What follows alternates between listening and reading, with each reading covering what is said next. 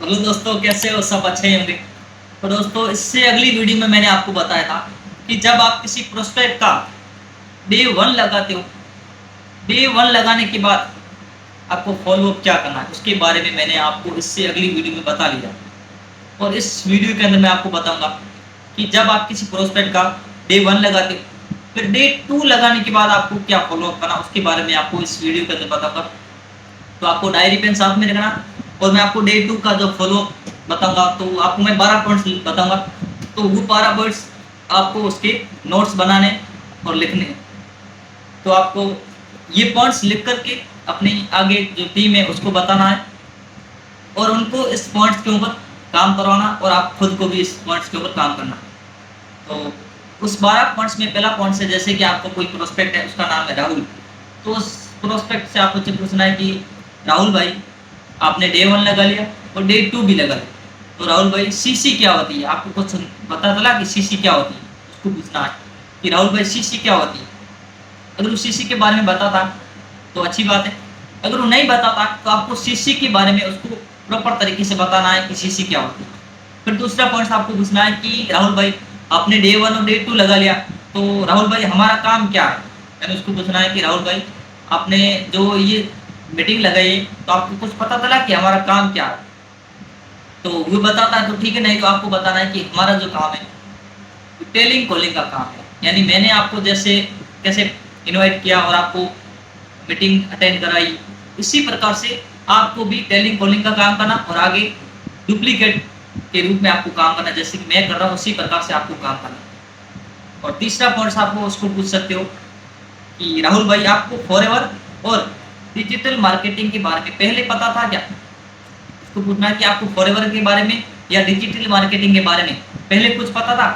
तो बताता तो बहुत बढ़िया, नहीं तो आपको फॉरएवर के बारे में अच्छी प्रकार से आपको उसको नॉलेज देनी और प्रॉपर तरीके से उसको समझाना है। और चौथे पॉइंट में आपको उसके जो जितने भी डाउट्स है आपको क्लियर करनी है। आप खुद को उसके जो आपके जो प्रोस्पेक्ट जो डाउट्स है वो आपको सब क्लियर करनी है। और पांचवें पॉइंट में आप लिख लो कि राहुल भाई, फॉरएवर में सही क्या और गलत क्या, यानी सही और गलत के बारे में आपको उसके बारे में बताना। यानी फॉरएवर में सही क्या और गलत क्या, आपने डे वन और डे टू लगा लिया तो आप मुझे बता सकते कि फॉरएवर के अंदर सही क्या और गलत क्या है, बताता है तो बहुत बढ़िया। और छठे पॉइंट में आपको उसको पूछ सकते हो कि राहुल भाई, फॉरएवर, अदर बिजनेस और जॉब, इन तीनों में अंतर क्या है? यानी उसको पूछना है कि फॉरएवर में, अदर बिजनेस में और जॉब, इन तीनों के अंदर अंतर क्या है। और वो बताता है तो उनकी तारीफ करनी है और उसे आगे और फॉरएवर के बारे में बताना। और सातवां पॉइंट आप लिखो कि राहुल भाई, आपको काम करने का फैसला आप खुद लेते हो या फैमिली को पूछते हो? राहुल भाई, आप जो फैसला लेते हो काम करने का, ये खुद लेते हो या अपनी पेरेंट्स को पूछते हो? तो उससे आपको प्रॉपर तरीके से उसकी जो अंदर की बातें आपको उसकी जाननी है। फिर आपको आठवां पॉइंट आपको उसको बताना है कि राहुल भाई, आपके ड्रीम्स क्या है? नहीं, उसको पूछना है कि आपके सपने क्या है, आपके ड्रीम्स क्या है। तो उसके जो ड्रीम्स है ना उसके बारे में आपको जानना है। फिर आपको आठवां नौवां पॉइंट लिखो कि राहुल भाई, आपके जो ड्रीम्स है आपने जो बताए वो फॉरएवर पूरे हो सकते हैं या किसी और काम में कर सकते हो? यानी आपने जो ड्रीम्स अभी बताए ये फॉरएवर के अंदर पूरे कर सकते हो या किसी जॉब करके या अदर बिजनेस करके आप ये ड्रीम्स आप पूरे कर सकते हो? तो आपको पता है कि फॉरएवर के अंदर ऐसा कोई ड्रीम्स नहीं है आपका पूरा नहीं हो सकता, तो आपको फिर भी उसको पूछना। और 10वां पॉइंट लिखो कि राहुल भाई, आपको मेरे ऊपर भरोसा है, यानी मेरे ऊपर बिलीव है आपको? उसको पूछना है कि आपने हम दोनों 2 दिन से बात कर रहे हैं तो आपको कुछ मेरे ऊपर भरोसा है कि मैं आपको आगे सफल कर सकता हूँ या आगे आपको गाइड कर सकता हूँ? तो आपको कुछ मेरे ऊपर मतलब कि विश्वास है। और आपको 11 पॉइंट लिखो कि राहुल भाई, आपको फॉरएवर पर भरोसा है? आपको मतलब कि आपने डे वन डे टू लगा लिया तो आपको कुछ पता चला कि ये कंपनी कैसी है? नहीं, फॉरएवर के ऊपर आपको भरोसा है कि ऐसा तो नहीं कि फॉरएवर भाग जाएगी?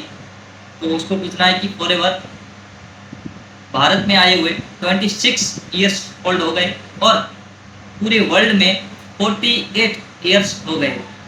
तो ये कंपनी आपको उसको बताना है कि नहीं बाहर करते, क्योंकि 48 साल हो गए इस कंपनी को चलते हुए, तो उसको बताना है कि आपको विश्वास तो है कंपनी के ऊपर। फिर आपको 12वां और लास्ट पॉइंट आपको उसको पूछना है कि राहुल भाई आपने जो मीटिंग लगाई है, तो इस मीटिंग के अंदर आपको फ़ायदा क्या है? नॉलेज बढ़ती है, घटती है? यानी उसको पूछना, आप जो मीटिंग मैंने आपको जो लगवाई है 2 दिन की, उसके अंदर आपको कुछ फ़ायदा हुआ है या नॉलेज बढ़ी है या घटी है? तो उसको मीटिंग के बारे में आपको उसको बताना है कि आपकी नॉलेज कितनी बढ़ी है या घटी है, तो वो आपको बताएगा। तो आपको ये वीडियो था डे 2, मैंने डे 1 के बारे में मैंने आपको इससे अगली वीडियो में बता लिया। अगर आपने इन 12 पॉइंट्स के ऊपर यानी डे 2 के फॉलोअप में इन 12 पॉइंट्स के ऊपर आपने काम कर लिया, तो आपका जो प्रोस्पेक्ट है वो आईडी एक्टिव भी कराएगा और आपके साथ आगे बिजनेस भी करेगा। तो आपको ये 12 पॉइंट्स लिखने, नोट्स बनाकर अपनी जो टीम है उसको प्रोवाइड करनी है, यानी अपनी टीम की एक मीटिंग रखनी है। उस मीटिंग के अंदर आपको ये डे 2 का फॉलोअप आपको उसको बताना, यानी 12 पॉइंट्स आपको बताने। तो आपकी जो टीम है उनको भी कुछ रिजल्ट आए, तो आपको ये 12 पॉइंट्स आपको उनको भी बताने हैं। और अगर आपको ये वीडियो अच्छी लगी हो तो मुझे सब्सक्राइब कर दें, क्योंकि मैं आपको अगली वीडियो में आपको और भी फॉरवर्ड के बारे में आपको बताता रहूँगा। तो आपको क्या है कि सब्सक्राइब करना नहीं भूलना और लाइक और कमेंट कर दो कि अगला टॉपिक किस वीडियो के ऊपर आपको किस वीडियो के ऊपर टॉपिक के ऊपर वीडियो चाहिए। तो अगले वीडियो में आपको उसी वीडियो के ऊपर बताऊँगा। तो धन्यवाद।